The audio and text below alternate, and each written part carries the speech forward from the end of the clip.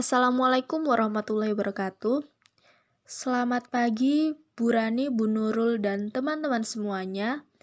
Perkenalkan, kami dari kelompok 3 yang beranggotakan Ahmad Agung Prasetyo, Dwi Rahayu, Indah Trisna, Dewi Endah, dan Hesti Puspitarani untuk menyampaikan sedikit materi mengenai penerapan Good Corporate Governance dengan studi kasus PT Unilever Indonesia. Selamat memperhatikan.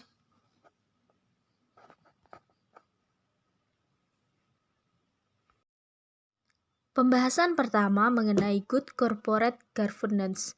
Good Corporate Governance merupakan suatu sistem, proses, dan seperangkat peraturan yang dibangun untuk mengarahkan dan mengendalikan perusahaan, sehingga tercipta tata hubungan yang baik, adil, dan transparan di antara berbagai pihak yang terkait dan memiliki kepentingan atau stakeholder dalam perusahaan.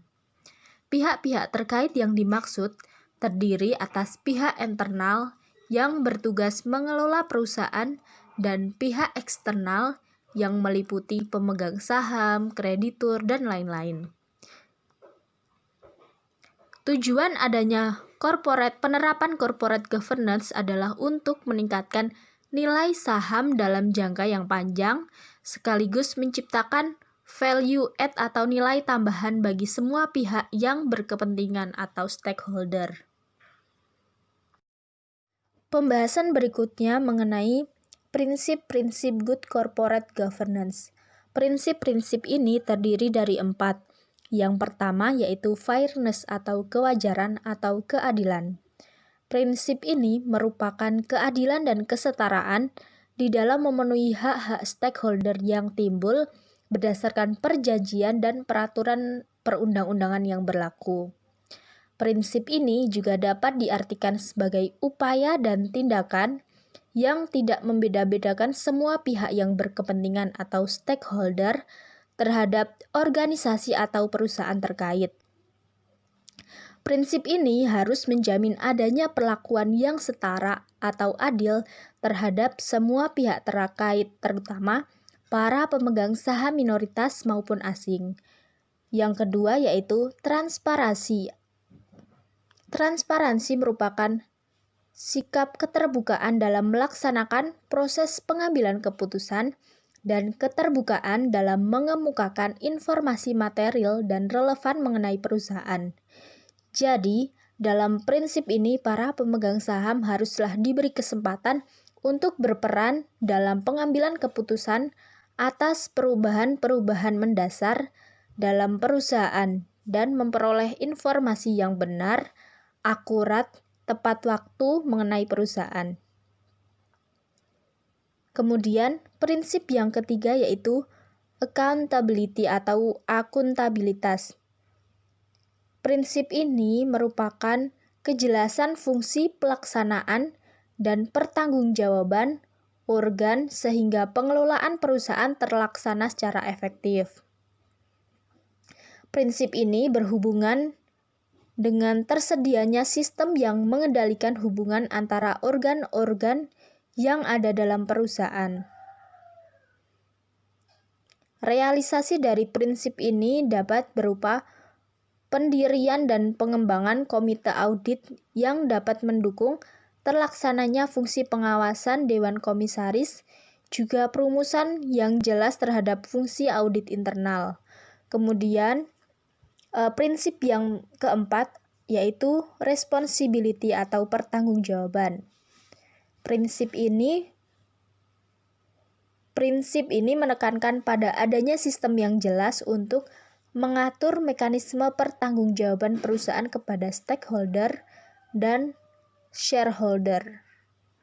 Hal ini dimaksudkan agar tujuan yang hendak dicapai dalam Good Corporate Governance dapat direalisasikan, yaitu untuk mengakomodasikan kepentingan dari berbagai pihak yang berkaitan dengan perusahaan seperti masyarakat, pemerintah, asosiasi bisnis, dan sebagainya.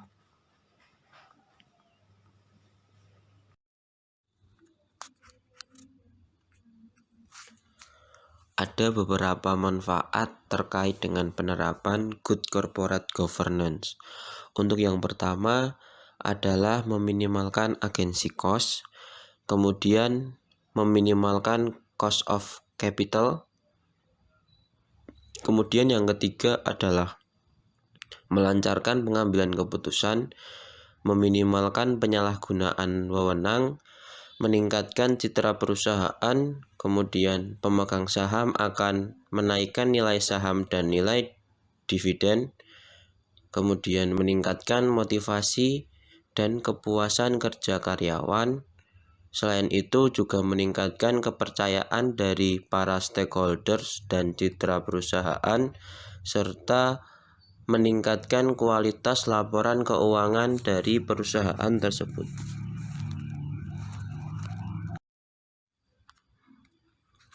Kemudian untuk penerapan dari good corporate governance sendiri juga mengalami atau ada beberapa kendala. Untuk yang pertama, kendala hukum, di mana pemegang saham minoritas dan stakeholders lainnya sedikit memiliki celah apabila terdapat penyalahgunaan wewenang oleh pemegang saham mayoritas. Kemudian untuk kendala budaya, di mana adanya anggapan bahwa good corporate governance hanya suatu bentuk kepatuhan terhadap peraturan dan atau ketentuan, sehingga good corporate governance tidak sepenuh hati dilaksanakan yang mengakibatkan efektivitasnya menjadi berkurang. Kemudian untuk kendala politik terkait dengan perusahaan BUMN, keputusan bisnis di BUMN sangat diintervensi oleh pemerintah, dan dalam kasus yang lain BUMN justru dieksploitasi oleh para politis. Untuk kendala lingkungan bisnis, mayoritas perusahaan di Indonesia bersifat family owned, sehingga praktik good corporate governance dapat saja melenceng dari praktik yang seharusnya karena pertimbangan dan kepentingan keluarga, contohnya dalam penunjukan anggota komisaris independen. Untuk kendala lainnya, kurang efektifnya fungsi monitoring dalam bank, sehingga dampak dari hal tersebut pada persetujuan proposal kredit yang tidak atau kurang fleksibel.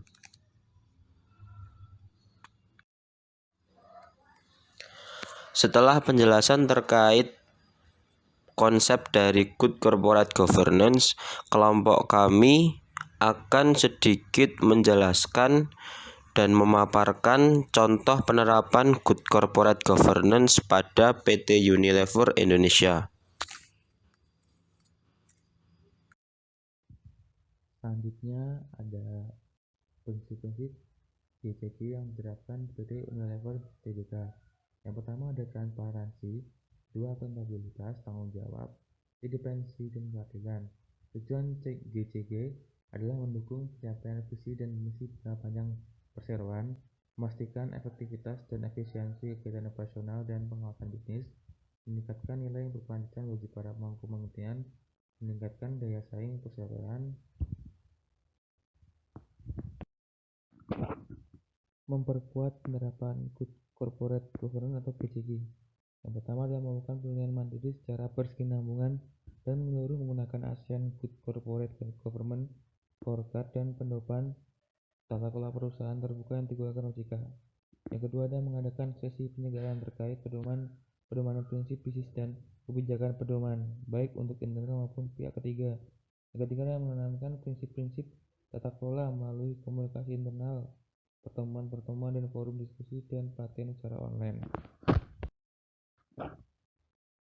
Struktur Good Corporate Governance atau GCG.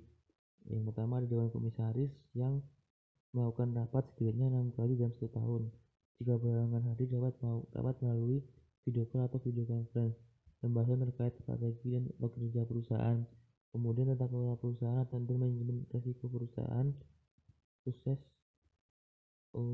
investasi dan isu-isu strategi lainnya. Yang kedua ada direksi tanggung jawab untuk mengatur dan mengelola arahan strategi perseroan dan untuk mengelola pemanfaatan menjaga aset-aset perseroan sesuai dengan tujuan dan kepentingan perseroan. Direksi melakukan hal tersebut kepada Dewan Komisaris kemudian. Komite audit tugasnya yakni membantu Dewan Komisaris dalam melaksanakan fungsi pengawasan dengan memantau atau meninjau dan memberikan pendapat independen serta profesional terhadap integritas laporan keuangan, efektivitas manajemen risiko, dan sistem pengendalian internal, serta kepatuhan perusahaan terhadap hukum dan peraturan yang berlaku, serta memantau internal audit, mengevaluasi kualifikasi dan independensi auditor eksternal, dan memfasilitasi dan memantau audit eksternal. Audit internal tugasnya 1. Mengidentifikasi dan mengevaluasi paparan risiko yang penting dan berkontribusi untuk memperkuat manajemen risiko dan sistem kontrol. Yang kedua, membantu perseroan dalam mempertahankan kontrol yang efektif dengan mengevaluasi efektivitas dan efisiensi serta mendorong perbaikan secara terus-menerus. Yang ketiga, aktivitas audit internal harus berkontribusi terhadap pada tata kelola perseroan dengan mengevaluasi dan meningkatkan proses. Audit eksternal, yaitu menunjukkan seorang akuntan publik dan penentuan biaya audit berdasarkan rekomendasi komite audit yang diberikan kepada Dewan Komisaris dan mendapatkan persetujuan RUPS sesuai dengan ketentuan OJK. Keamanan TI.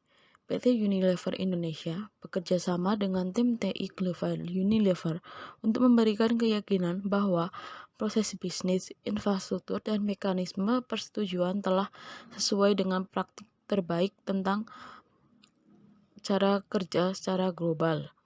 Selanjutnya, pengendalian internal berkomitmen untuk mematuhi kerangka kerja dan praktik pengendalian keuangan yang diakui secara global berdasarkan pasal 404 Sarbanes-Oxley Act atau SO Act untuk memenuhi persyaratan kepatuhan sistem pengendalian internal. Kami bergantung pada penilaian independen tahunan berdasarkan Continuous Assurance Model atau CAM. Selanjutnya, sistem pelaporan atau whistleblowing system. Seluruh karyawan, pemasok, dan distributor Unilever Indonesia memiliki tanggung jawab untuk melaporkan pelanggaran atau dugaan pelanggaran terhadap kode etik bisnis dan pedoman kebijakan atau pelanggaran etika atau perilaku ilegal lainnya. Kemudian untuk pengadaan barang dan jasa itu perseroan memiliki kebijakan untuk sedapat mungkin membeli bahan mentah dari sumber-sumber dalam negeri. Selain itu, kebijakan pengadaan yang bertanggung jawab, aturan pertanian berkelanjutan, dan pedoman-pedoman prinsip bisnis telah menetapkan sejumlah standar dan praktik pengadaan yang harus dipatuhi. Baik teman-teman, sekian pemaparan dari kami. Kurang lebihnya kami mohon maaf. Wassalamualaikum warahmatullahi wabarakatuh.